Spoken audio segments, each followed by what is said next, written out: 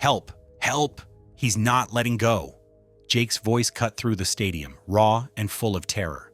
For a moment, the world stopped. Music fell silent. The crowd froze. Then, chaos. A fellow trainer shouted from the pool's edge, "Emergency protocol! Pull the net! Pull the net!"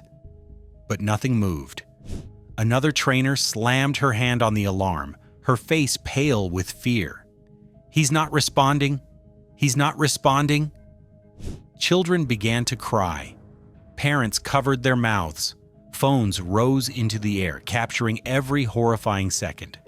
Jake surfaced once, blood on his face, his voice just a whisper. "Please help me." Then, the Orca Kanak pulled him under one final time. February 17th, a warm afternoon at OceanWorld Orlando.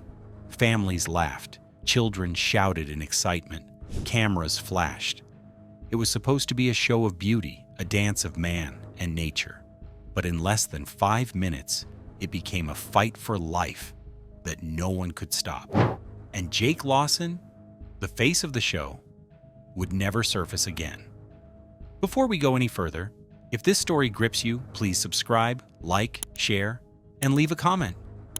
Your support helps us tell these true stories, stories that must be told. Jake Lawson wasn't just a trainer, he was the trainer. For 15 years, he was the heart of the Orca program, the man in every poster and every show reel. To the crowd, he was a hero. To his co-workers, he was a master of the sea. To the whales, he was family. He started at 19 just feeding the orcas, but he had a gift, a quiet presence that calmed the animals. By 25, he was already leading shows. By 30, he was the head trainer. He never yelled. He never forced a whale to do a trick. He just had a way about him. They called him the Whale Whisperer. And for 15 years, he believed in one thing: trust. He always said, "If you treat them like killers, that's what they'll be.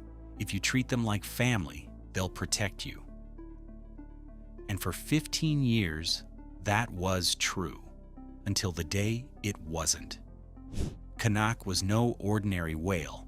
He was 12,000 pounds of power and muscle, raised in tanks and under stadium lights. He had never known the ocean. Trainers said he was smart, too smart. While other orcas did tricks on command, Kanak always seemed to think first, as if he was deciding whether or not to obey. Over the years, Kanak had moments. Moments when he didn't listen. Moments when he slapped his tail hard against the water or refused food from certain trainers. In 2017, he grabbed a young trainer's leg and held her underwater for nearly a minute. She survived, but she never worked with him again. The park called it an accident, but the whispers among the staff were different. Kanak wasn't playing. Jake saw it too. He asked for more rest days for Kanak.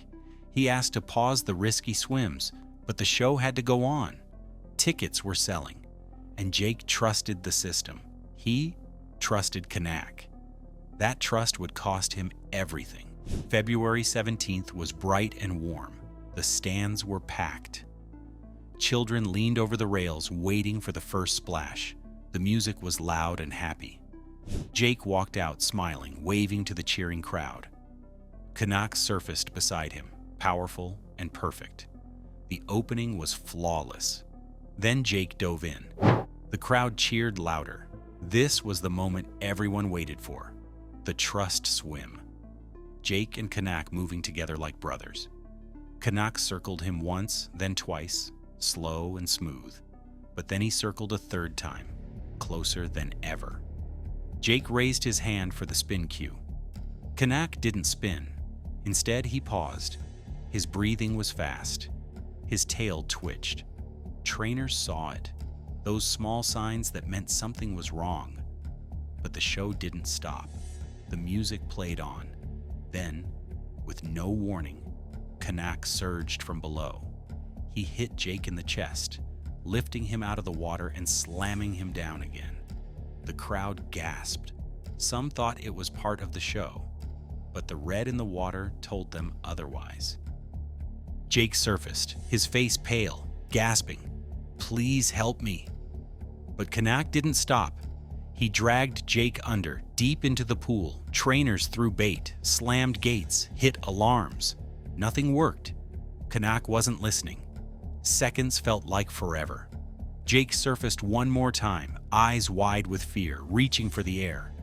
Kanak lunged again, grabbing him by the leg, pulling him under. Children screamed. Parents turned away. Phones kept filming. 5 minutes. That's how long it took. 5 minutes of thrashing water, of a man fighting for breath, of trainers fighting to save him. 5 minutes that ended with Jake's body floating, lifeless. When they finally pulled him out, he was already gone. His wetsuit was torn, his ribs were broken, his lips were blue. They tried CPR, tried everything, but Jake Lawson was gone. The coroner said it was blunt force trauma and drowning, but those who knew Jake knew it was more. It was the price of trust in a place that demanded performance, a place that put tickets and applause above safety. News of Jake's death spread fast. Videos of the attack flooded the internet. Parents crying, children screaming, protesters outside the park, people asking how this could happen. Behind closed doors, reports came out, safety gates that jammed, emergency nets that failed, staff warnings ignored. Jake himself had sent emails about Kanak's behavior. He warned them. They didn't listen. Jake's family held a vigil outside OceanWorld. Candles flickered in the night. People left flowers, notes, prayers. His sister said softly, he loved them. He never thought they'd turn on him, but he also knew the risk, and he took it every day. Today, Kanak still swims in his tank, but the world has changed. People see the Orca shows with new eyes, the bright lights, the music, the smiles. They wonder what price is paid to make it all seem so safe. Jake Lawson died doing what he loved, but also what he feared most, trusting a whale who was never meant to live in a tank. His story isn't just about one man. It's about every animal forced to perform, every trainer told to smile and dive in, even when the risks were too great. If Jake's story moved you, if it made you question, grieve, or hope, please share it. Leave a comment below. Like this video and subscribe for more stories that matter. Let's honor Jake's memory by fighting for the animals he loved so much. Thank you for watching. Stay safe, stay curious, and remember, the wild can never be truly tamed.